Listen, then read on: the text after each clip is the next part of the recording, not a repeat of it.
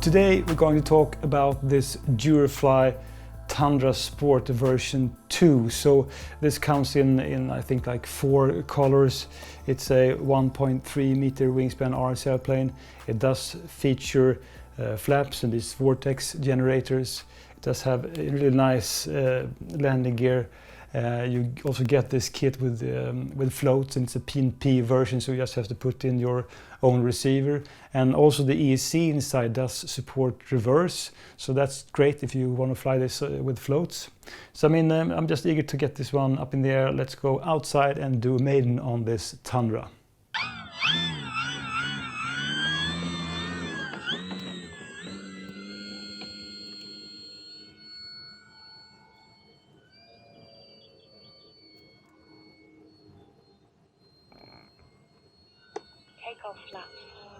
So let's start off doing some slower flap flying. Appears that my elevated to flap mix with the 20% on full flaps does work fine. So it's level and slow. So let's remove the flaps and then push this one. Not really snappy roll, it's not.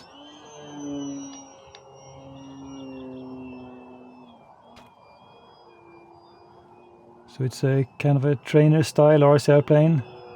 Time remaining 4 minutes. I'm running this on a 3S 2200 milliamp battery.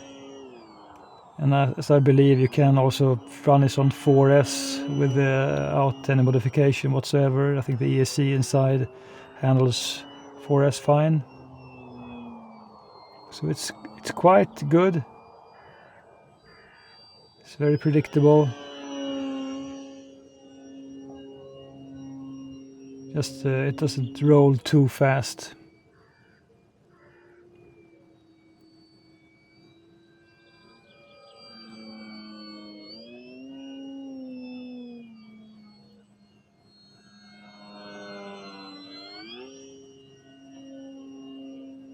And inverted also.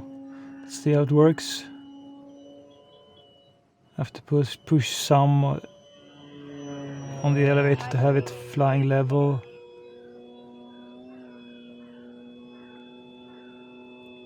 It's quite controllable.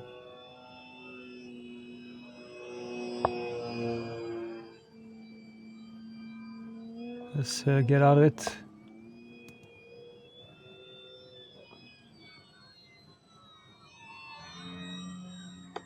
Landing flaps. So no ballooning, which is really nice. Let's get this one down then. It does bounce, but these landing gears do flex also, so it's quite a soft touchdown. So let's do one more then.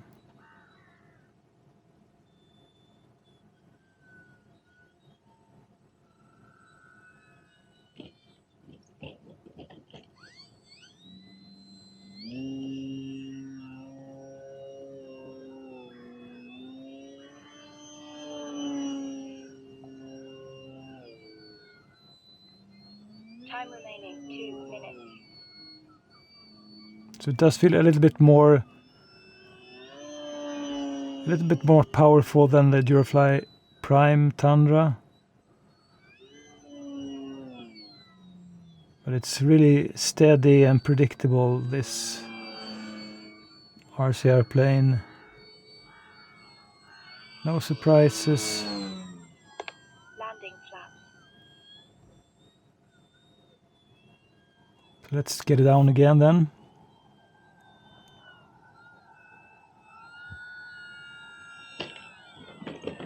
Flaps up. So the landing gears works just fantastic. They do flex and absorb the impact.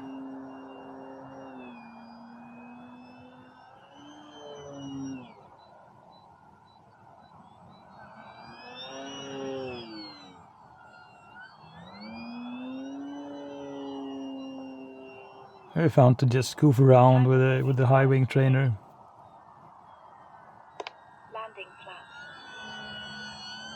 And it's so great to have an RC plane that doesn't balloon. It's just fantastic. You can just go in and out with flaps, and the only thing you get is slower performance.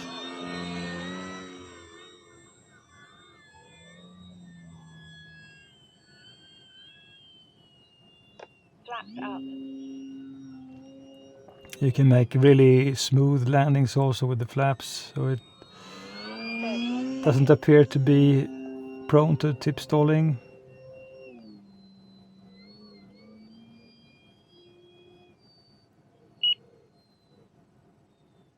It's a really nice time this morning. I don't think there are almost any cars. Landing flaps. I'm really by myself.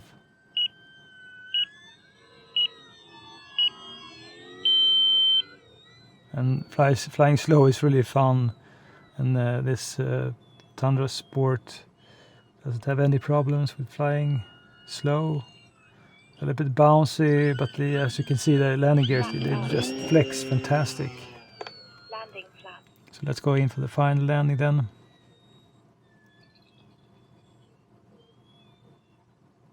I'm not being too careful. I'm just getting it down. So that was a really successful maiden. Nothing to adjust. Everything worked just as it should. So I really like this one. Not too powerful, but very easy and predictable to fly. What do I think about this Durafly Tundra Sport? And well, I could of course compare this one to the Durafly Prime Tundra, and the price is almost the same. But with this one you do get floats, so I think this is a much better value than to purchase the Prime Tundra. And when you fly them, I think this is more agile, and especially the landing gears, they are just fantastic on this one, because it's a really simple construction, but they're all metal parts, and these wheels are really squishy, much more squishy than the hard foam that is on the Prime Tundra, and also much softer than most E-flite or FMS RCR planes. And these springs does actually, dampen every roughness on the ground. So I think it's just great. This one does also feature like a tow mount over here, and you have access to the receiver and to the elevator and rudder servos. And then you have this huge hatch in front where you have access to the battery. And I experienced that this plywood plate, it wasn't really glued securely enough, so it came loose, so I had to just re-glue it. And the thing I usually do, I just put a Velcro strip on the battery plate, and I don't use the straps, because Velcro does hold really well, and you have the hatch as well.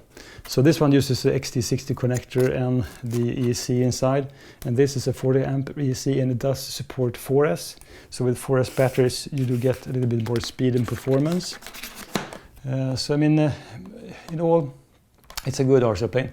There's one thing I don't like about Durafly RCR planes, and that's actually the build, because they use so many different type of screws, and not using the like hex heads, so you have like Phillip heads, and it's just a mess of different types of screws.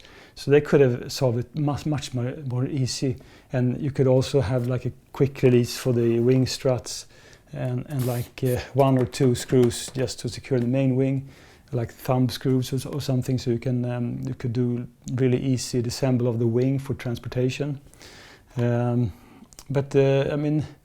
Apart from the build, a really great flying RCR plane. I think this is a much better value than the Prime Tundra. Is it better than, for instance, the FMS Kingfisher? Maybe not the Kingfisher. It's a really sweet RCR plane with skis, with floats. It's a little bit more speedy and agile. And about the same price. So is this better than, for instance, the FMS Super E's? Well, I think this is more featured with flaps, of course. But I mean, it's really difficult to find anything wrong with this one once it's built and once you start flying it, because you can just do, you know, a lot of fun things with this Durafly Tundra Sport version 2.